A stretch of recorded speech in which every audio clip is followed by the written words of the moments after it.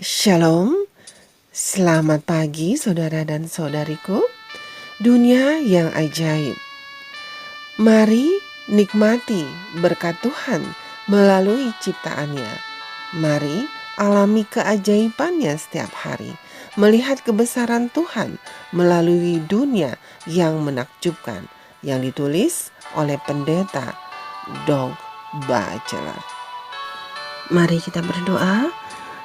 Bapa kami yang bertata dalam kerajaan surga, kami berterima kasih. Kami menghirup udara segar di pagi hari yang indah ini. Terima kasih atas penyertaan-Mu. Terima kasih atas perlindungan-Mu di sepanjang malam istirahat kami.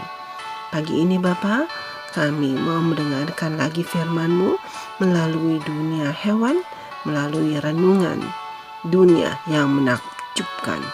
Kiranya apa yang akan kami dengar nanti menolong kami hidup lebih berkenan kepadamu.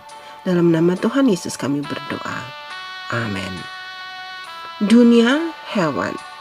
Judul renungan hari ini, Terenggiling Raksasa. Ayat inti terdapat dalam kitab Roma 12 ayat 3. Demikian firman Tuhan, berdasarkan kasih karunia yang dianugerahkan kepadaku, aku berkata kepada setiap orang di antara kamu, janganlah kamu memikirkan hal-hal yang lebih tinggi daripada yang patut kamu pikirkan. Saudaraku, terenggiling raksasa adalah salah satu hewan teraneh yang pernah diciptakan Tuhan. Spesies terenggiling terbesar ini hidup di padang rumput dan daerah hutan tropis terbuka di Amerika Tengah dan Selatan. Ditutupi dengan rambut kaku seperti jerami yang tumbuh hingga 25 cm di bagian ekor. Berat terenggiling dewasa sekitar 40 kg dan dapat tumbuh mencapai panjang sekitar 1,2 meter atau kira-kira seukuran seekor anjing gembala Jerman. Dan itu belum termasuk saat ekor mereka membengkak yang memberi tambahan hampir 1 meter.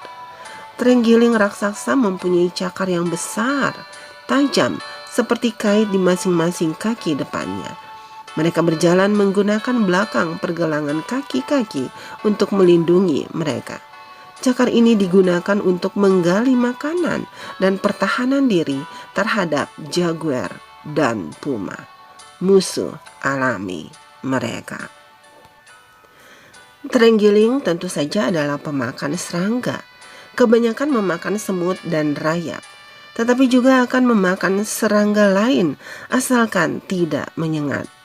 Pada ujung hidung terenggiling yang sangat panjang adalah mulutnya yang sangat kecil, hampir tidak cukup besar untuk mengoper pensil. Tapi mereka hebat dalam menangkap serangga dengan menggunakan lidah lengket sepanjang 60 cm. Menjentikannya ke dalam dan keluar hingga 160 kali setiap menit. Lidahnya memiliki duri yang mengarah ke belakang yang menumbuhkan serangga yang ditangkap terhadap palet keras. Karena mereka ompong, sebagian besar proses mengunyah terjadi di perut yang mirip ampela, dibantu dengan kerikil yang tertelan. Meskipun mereka memiliki penglihatan yang buruk, terenggiling raksasa memiliki kemampuan yang sangat baik untuk mendengar dan terbangun pada suara sekecil apapun. Mereka menandai wilayah mereka dengan kelenjar di ujung belakang tubuhnya. Baunya sangat kuat sehingga ada yang menjuluki mereka pengganggu hutan yang bau. Mereka memiliki indera penciuman yang tajam yang dapat mengidentifikasi spesies semut dan rayap yang ada di dalam sarang sebelum mereka merobeknya. Walaupun indera penciumannya 40 kali lebih kuat dari manusia, mereka nampaknya tidak terganggu oleh bau busuk mereka sendiri. Saudaraku, beberapa orang Kristen sepertinya merasa mereka punya indera tajam yang bisa memilih dan menunjuk dosa dalam kehidupan semua orang di sekitar mereka. Yesus berbicara kepada orang-orang yang menilai orang lain secara kritis ketika dia berkata, "Mengapakah engkau melihat selumbar di mata saudaramu, sedangkan balok di dalam matamu tidak engkau ketahui?" Dalam Matius 7 ayat 3. Paulus memperingatkan kita dengan tidak mencari kepentingan sendiri atau puji-pujian yang sia-sia. Sebaliknya, hendaklah dengan rendah hati yang seorang menganggap yang lain lebih utama daripada dirinya sendiri. Dalam Filipi 2 ayat 3. Terkadang kita bisa sangat sombong sampai-sampai kita tidak lagi terganggu oleh bau kita sendiri. Mari kita berdoa. Oh Tuhan yang baik yang bertata dalam kerajaan surga, terima kasih atas renungan yang baru saja kami dengar.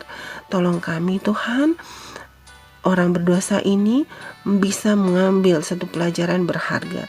Bagaimana kami hidup tidak melihat kesalahan orang lain, tapi kami mau mengoreksi hidup kami, sehingga hidup kami selalu berkenan kepadamu.